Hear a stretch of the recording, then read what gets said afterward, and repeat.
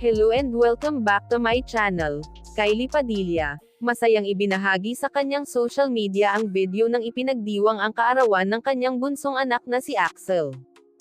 Talaga namang sobrang napakasaya ni Axel sa kanyang ika-4th birthday nito at may pa-costume pa ng Hulk. Happy birthday love! We love you our bunso. Hope you had a good day. Buti na lang nakahabol si mama.